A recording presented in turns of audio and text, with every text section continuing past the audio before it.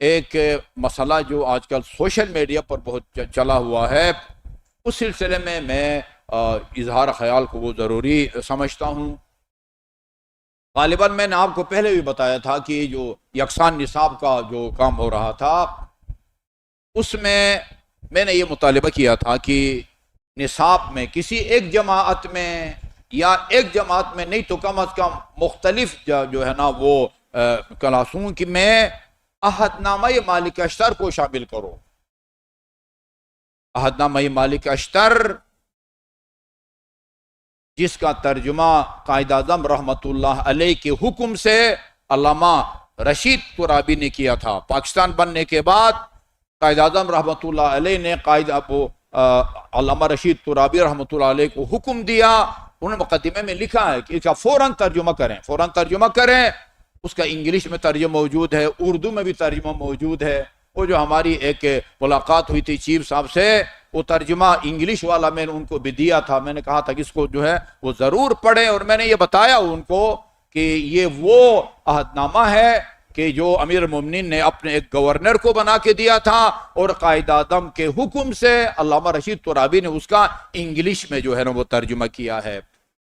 کوئی اختلافی بات نہیں ہے، حکومت چلانے کا طریقہ بتایا ہے، کس کو وزیر بنانا ہے، کس کو مشیر بنانا ہے، کس کو اپنے قریب رکھنا ہے، کس کو اپنے سے دور رکھنا ہے۔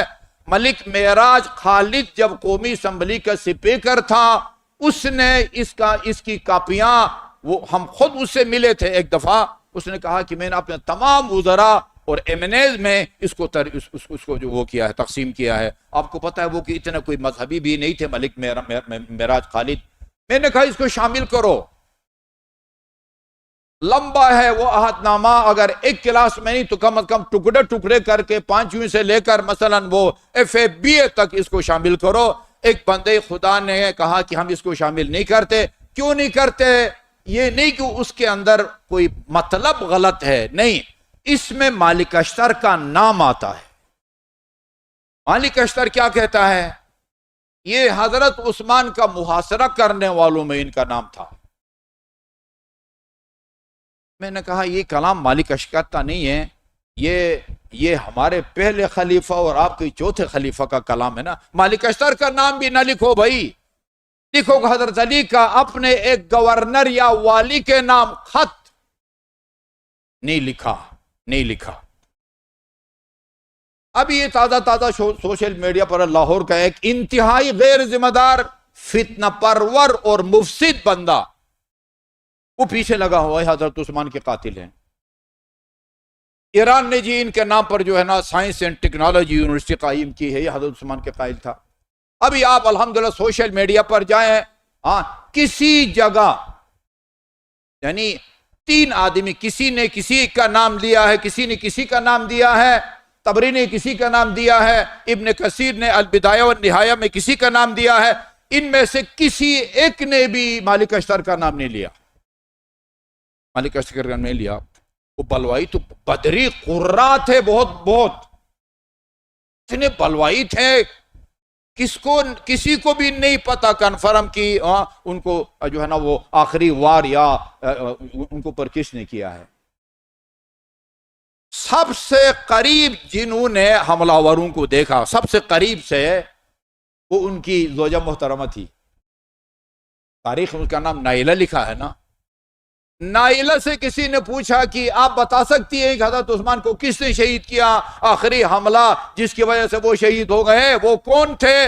کہا کہ میں نے 3 آدمی ہمارے گھر میں داخل ہوئے تھے، تو نہیں تھا نہ، ادھر کوئی کیمرہ لگا ہوا تھا جس کو آج آن کر کے دیکھ رہا ہے۔ جس حجرے میں حضرت عثمان تھے اسی کے اندر ان کی زوجہ تھی، وہ کہتی ہے 3 بندے داخل ہوئے تھے، ایک کی میں شناخت کر سکی ہوں، وہ محمد ابن ابو بکر تھے، حضرت ابو بکر صاحبزادے۔ 2 اور بندے تھے، میں جو ہے نا وہ ان کو نہیں پہچان سکی، ان کی اہلیہ نشاندہی نہیں کر سکتی۔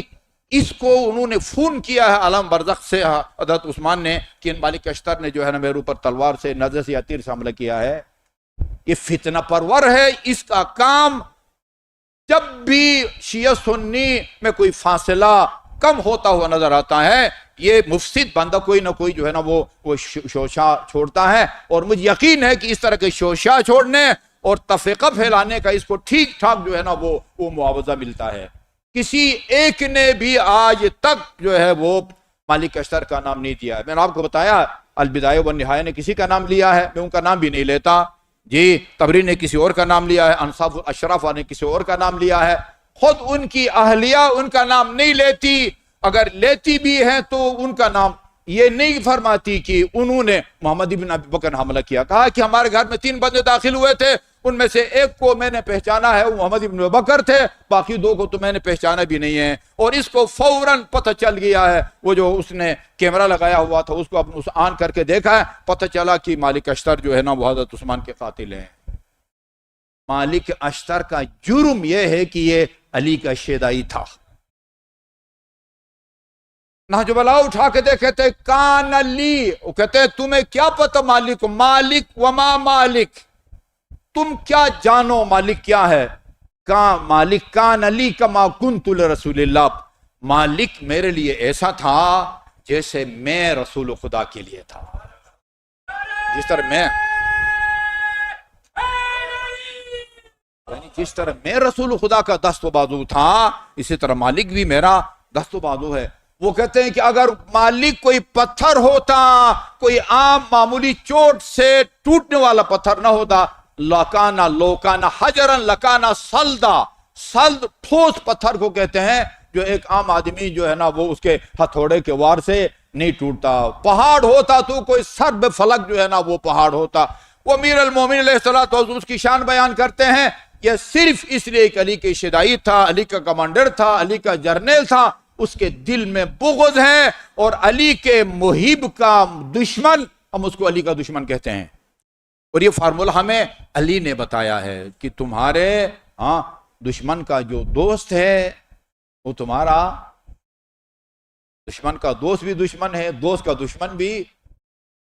تو یہ جو ہے نا پتہ ہونا چاہیے، تمام مسلمانوں کو پتہ ہونا چاہیے، کسی مستند تاریخ میں محمد بن حنیفیہ کا نام جو ہے نا وہ نہیں آیا، صرف جو ہے نا جو قدرت ہے اس کے دل میں یا جو خباثت ہے اس کے نتیجے میں بار بار مالک اشتر کا نام لے رہا ہے، جبکہ ان کی زوجہ محترمہ نے ان کا نام نہیں لیا۔